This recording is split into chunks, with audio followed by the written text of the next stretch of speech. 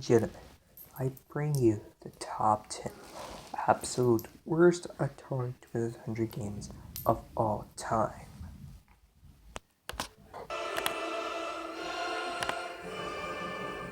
Number 20, Exosit. Oh boy. The level design.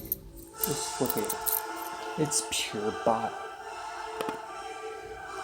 But once you realize the only way to shoot is if you touch the directional button, well, you're gonna be dead. It's possible. If only you can master it. Number 19, Marauder. I don't know how to pronounce it. Berserk, but with no fun. Even worse than Road Doom, as they're so small. They managed to. Worse. What makes it even worse than Road Doom is the fact that the sound effects are really bad. I mean, bad up to the point it sounds like it's from an early game. Number 18, Frontline. Well, this is like Commando, but with horrible graphics, bad gameplay, and there's even a glitch that can break your game. 13, Fire Spinner. Yeah, do we even explain how bad this is?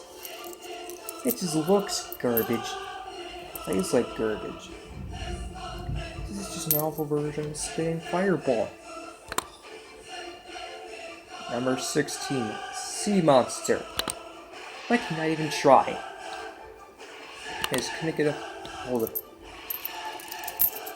With just horrible graphics, bad shooting design, bad game design in general, and an idea that it's most likely useless in real life. Number 15, Time Race. That Space Junkie was horrible enough, but this makes it look like fun compared to this. Heck, just look at it. It looks so bad. I just can't describe the horribleness that comes after this. Or can I? Number 14, Airlock. Ugh, God. Just the name alone is very bad. Oh. And while the idea is very interesting, the actual game itself is very horribly done. There's such bad graphics, even for Atari 2600 standards, and especially for 1983. Along with bad jump physics, and you get a whole game together. While the next one has an actual technique, the game really fails to even capture the cheerfulness of Bobby's Going Home. Why, you may ask? Well, you can't turbo jump without having to make your own turbo button. So yeah, that's list. And there's also the fact that the graphics don't look as good as Bobby's Going Home. Plus, the game does, because of the level design, is just bland. Holy, it's not an awful way. Sometimes it could be trailing. Like, I bet there's even parts that make yourself blindfolded. It's next to this. Number 12, Gleb. Just a nail part. It's just one of those games. Dude, here's some routine. Oh god, we still have 11 more to go.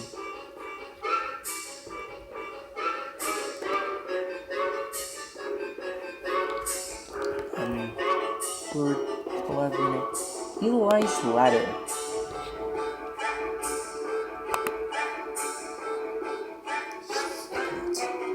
I can feel even little kids can get bored of this.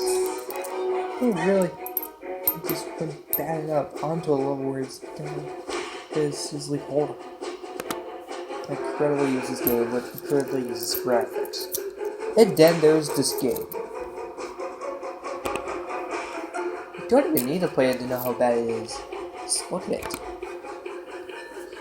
And you'll really see that it's awfully done. And first, and this is a simulation game, but it fails in just so many ways. You know, it's on the Atari 100, but geez, even for Atari 100 standards, it's rather internally impediment. Now, by I mean my cool game, if you've seen my much earlier videos, really I meant by a cool game by title screen standards. A cool title screen with cool music, but it gets all thrown out the window. Not just thrown out the window either. Thrown out the window like it's a ball into a junkyard. Not just any junkyard, but it's some of the worst of the junkyards. And this is where the gameplay comes in. Where it's rather eternally painful for the player is painfully slow, and the controls are laid off. I can't even describe how they managed to make the game so bad.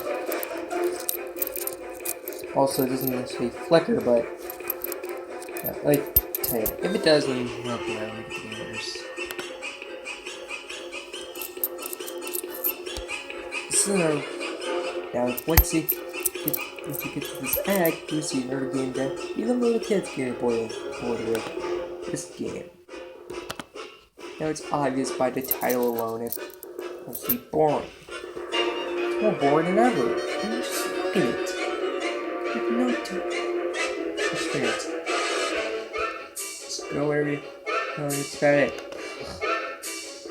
If the stunt cycle was already god awful and painfully bad enough, and oh, which is this? It gets even less points because of how non-animated it is. Seriously, look at it. It doesn't animate that much. Plus the graphics are... Plus the background looks even uglier than before. And then... Didn't we get to number... freaking 6? Oh, one. China Syndrome. Oh, God. Did they even try to get this game? Didn't try. Just essential.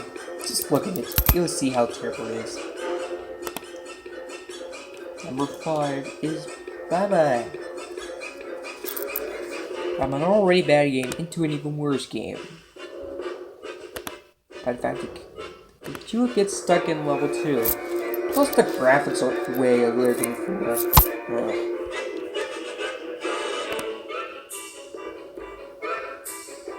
Well, for number 4 is what happens when you make an amazing game and turn it into a god-awful Minecraft in like 15 seconds. I'll just change the graphics and that's about it. So it goes to that spot for the absolute laziest, one of the laziest ROM hacks ever.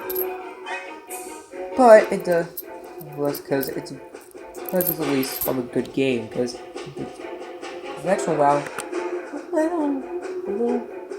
kind of more heck with more design into it. It's based off a bad game. It's worse is that it's by the exact same company who made the first one. So pretty much it's a hack of a game they already made. Number 2, Snake. Oh god. From absolutely downright abysmal controls, horrible graphics, to Just such internally bad gameplay. This makes it have to go to number 1. But the reason why it's not number 1 is because, well, it has a rather interesting and really well done idea for the diagonal centipede. Sadly, it wasn't executed well. In fact, it was executed so poorly that it really would have been number 1. But it wasn't. It had to go to a specific game. And now, the number 1 worst Atari 2600 game of all the time is none other than Merlin's Waltz. And I thought Snake was bad, but this is just, I just can't decide how they managed to just make it bad. Sure, it's first person, but then again, there were probably like a gajillion other first person games on the Atari 2600 before. Plus, it looks so confusing. Just look at it. It's rather. Who would make it sideways? It tries an actual MV. It will look like it's something from an MMV game, but didn't really need that. In fact, it kind of makes it look. Actually, makes it look way uglier. Just look at it. It looks like it's the ugliest game in the entire world. Well, it ain't nothing compared to the number 1 worst game, but then again, this is the second worst game I've ever seen and played, so pretty much. This is really a waste of time. Plus, if you want to play this on a real Atari 2600, well, good luck, because the controls on a real Atari 2600 would be downright just.